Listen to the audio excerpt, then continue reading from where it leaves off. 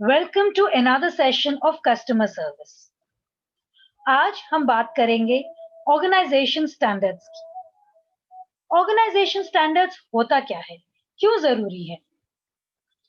जब भी हम किसी रिटेल स्टोर में जाते हैं तो हमें नजर आते हैं कस्टमर सर्विस या रिटेल सेल्स एसोसिएट जो बहुत नीटली ड्रेस्ड होते हैं, जो बहुत अच्छे से हमारे तरफ पेश आते हैं। तो ये क्यों होता है, इसके क्या फायदे हैं?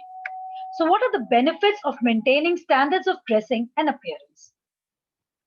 First, alignment of employees' appearance with the organization's brand.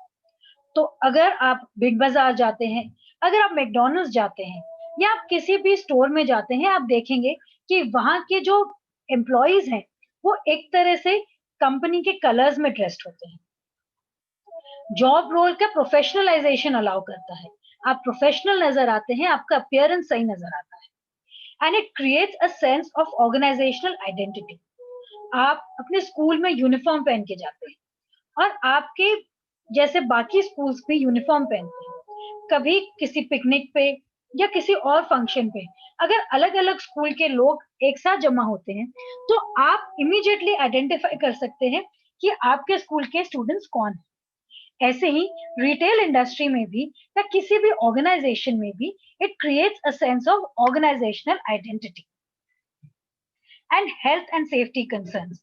अगर आप सही तरीके से ड्रेस्ड हैं, अगर आप कुछ ठंडी जगह में काम कर रहे हैं जैसे चिल्ड जोन में, तब आपने प्रोटेक्टिव इक्विपमेंट पहना है कि नहीं? अगर आप केमिकल्स के साथ काम कर रहे हैं तो क्या आपने पर्सनल प्रोटेक्टिव इक्विपमेंट पहना है कि नहीं? ये सब चीजें भी आपके अपीयरेंस से या आपके ड्रेसिंग से पता लगता है। तो जो भी एम्प्लॉय है, जो भी स्टाफ है, they all are responsible. So all officers and staff have a personal responsibility to maintain the standard of appearance in an organization. And managers and supervisors are responsible for ensuring all personnel achieve standards of appearance. तो कोई भी अगर आपका employ नजर आता है जिसने अपने कंपनी के हिसाब से, स्टैंडर्ड्स के हिसाब से अपने कपड़े नहीं पहने हैं या ढंग से वो पेश नहीं आ रहा है, तो सुपीरियर्स का ये ड्यूटी बनता है कि वो अपने एम्प्लॉयज को समझाएं और जिस तरह से उनको रेडी होना है, जिस तरह से उन्हें पेश आना है, वो उन्हें बताएं। तो स्टैंडर्ड्स कौन कौन से हैं हमारे? सबसे पहले तो है ओवरऑल अपीयरेंस। ओवरऑल अपीयरेंस से हम कह रहे हैं that they have to maintain the standard of appearance. So this sets the formal standard of dress. फिर ड्रेस कोड आता है हमारा। जैसे आप अपने स्कूल में होते हैं, सेम कलर्स के साथ आप ड्रेस करते हैं, तो वैसे ही employees dress code must be unique in all aspects like age, gender, religion and culture. कोई कितने भी उम्र का हो, कोई मेल हो या फीमेल हो, कोई भी उसकी रिलीजन हो या उसका कोई भी कल्चर हो, वो किसी भी संस्कारों से आया हो, सारे एक जैसे ही ड्रेस पहनते हैं। बाल जो होते हैं आपके हेयर, वो वेल टाइड और वेल कलर्ड होने हैं। तो इसमें ऐसा नहीं कि आप कोई अजीब सा कलर अपने सिर पे लगा ले, आपको नेचुरल कलर्स यूज करने हैं। और आइडेंटिटी कार्ड्स होने चाहिए विद कंपनी लोगो, जिसमें आपका name, photo, job title and designation, ये सब नजर आना चाहिए।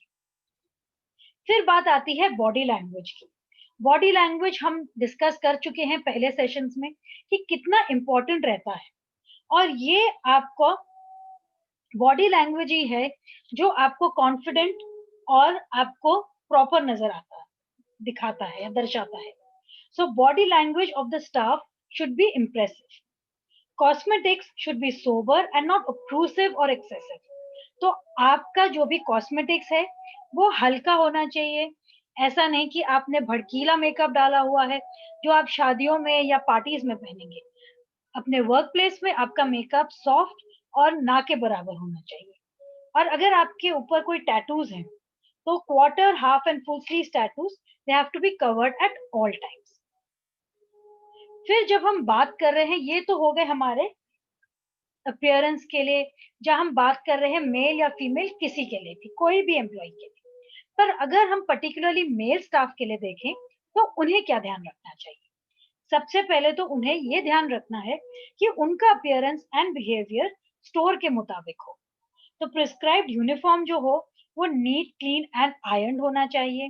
बाल उनके कटे हुए होने चाहिए, तो शॉर्ट, क्लीन एंड टाइडी, और उनका क्लीन शेवन लुक होना चाहिए। और अगर दाढ़ी है तो दाढ़ी भी ट्रिम्ड होनी चाहिए। नेल्स जो हैं वो कट या ट्रिम्ड होने चाहिए नीटली, कोई लंबे गंदे नाखून नहीं होने चाहिए। और जो आपके अगर इयररिंग्स या ब्रेसलेट्स हैं वो आप ऑफिशियल आवर्स में नहीं पहनेंगे।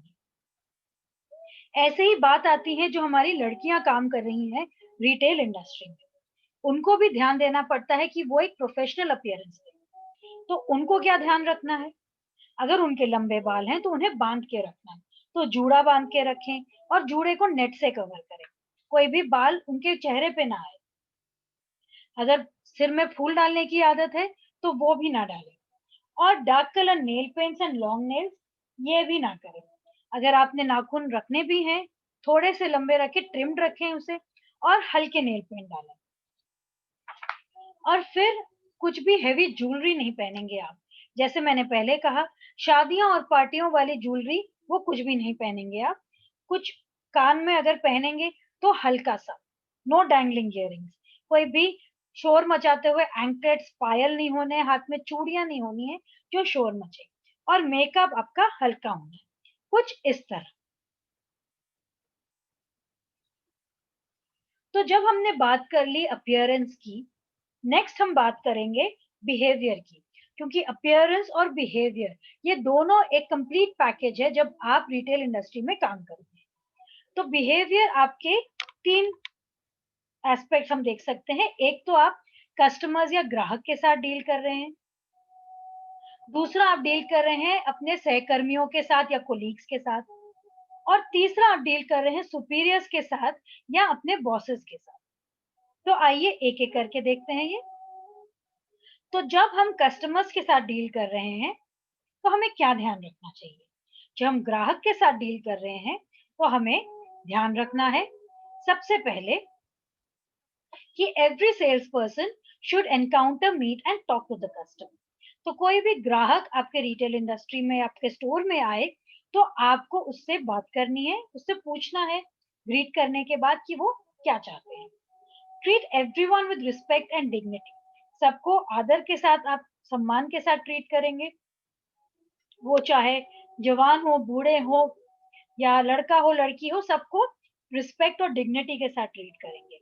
And the staff should be aware of the trends taking place in the market and the taste and habits of the customers. तो जैसे अभी कोविड टाइम्स में लोग चाहते हैं कि दुकान में कम टाइम रुके और बड़े पैकेजेस खरीद के जाएं ताकि बार बार दुकान में ना आना पड़े। या आपके ठंड के मौसम में लोग गर्म कपड़े चाहेंगे, हॉट ड्रिंक्स लाइक कॉफी चाहेंगे, या आपके गर्मी के टाइम में लोग कोल्ड ड्रिंक्स चाहेंगे। तो ये सब चीजें हमें ध्यान रखनी पड़ेंगी। साथ ही में taste and habits of our customers, उसका भी हमें ध्यान रखना पड़ेगा। The staff should listen carefully and intently to the customers and demonstrate respect. तो listening skills, जैसे हमने पहले भी डिस्कस किया है, बहुत जरूरी है कि हम सुने हमारा कस्टमर क्या कह रहा है। And the sales person should be comfortable with one or many customers. तो आपके कितने भी कस्टमर्स आए, आप उनसे आराम से डील कर पाए। फिर बात आती है हमारे कोलीग्स की, डीलिंग विद कोलीग्स या हमारे सहकर्मी। कोलीग्स के साथ हमें काम करना ही पड़ता है, और ऐसा काम करना है ताकि माहौल अच्छा बना रहे। तो sales person should behave decently and politely with his or her colleagues in the organisation. तो आप जैसे किसी से भी बात करें, आप चाहेंगे कि वो आपसे अच्छे से बात करें, तो वैसे ही आप भी अपने कोलीग्स के साथ अच्छे से बात करेंगे। आप नहीं चाहेंगे ना कोई आपसे बदतमीजी से पेश आए, तो आप भी किसी से बदतमीजी से पेश मत आइए, सबसे प्यार से अच्छे से बात कीजिए। कंपटीशन तो रहेगा ही रहेगा आपके रिटेल ऑर्गेनाइजेशन में, किसी टारगेट को अचीव करते टाइम, किसी प्रमोशन के टाइम, पर ओवरली कॉम्पिटिटिव होना अवॉइड करना, it's a negative thing. So try working with rather than against openly competitive colleagues. Misunderstandings तो हो सकती हैं, पर कोशिश कीजिए कि अवॉइड करें, और अगर हो भी जाए तो जल्द से जल्द सुलझा लें। और कोई भी आपके जो सहकर्मी है वो अच्छा काम करता है तो उसको कॉम्प्लीमेंट कीजिए, और कंपटीशन जो है उसको पॉजिटिवली लीजिए, उसको पर्सनली मत लीजिए। फिर बात आती है सुपीरियर्स के साथ काम करने की। सुपीरियर्स जिनको हम रिपोर्ट करते हैं, जिनसे हम अपना काम समझते हैं, तो आपके जो सुपीरियर्स हैं उनके साथ अगर अच्छे से आप पेश आएंगे, तो it builds the relationship between the subordinate and the supervisor. The immediate supervisor is the boss of the subordinate, and generally supervisors control the subordinates like workers. तो अगर वर्कर्स हैं, आप रिपोर्ट कर रहे हैं तो सुपरवाइजर को रिपोर्ट करते हैं, तो उनके साथ भी रिस्पेक्ट से पेश आइए, अच्छे से पेश आइए, तो आपको भी रिस्पेक्ट मिलेगा। तो आज हमने बात करी standards of appearance and behaviour in a retail store. तो आप लोग जब रिटेल इंडस्ट्री में काम करने निकलेंगे, तो आपको ये जो आज पढ़ाया गया है वो याद आएगा अच्छे से। इसको अभी से ही अपने अंदर समा लीजिए। कोई क्वेश्चंस हैं तो जरूर पूछिएगा। तब तक के लिए अपना ख्याल रखिए और पढ़ते रहिए। Have a wonderful day.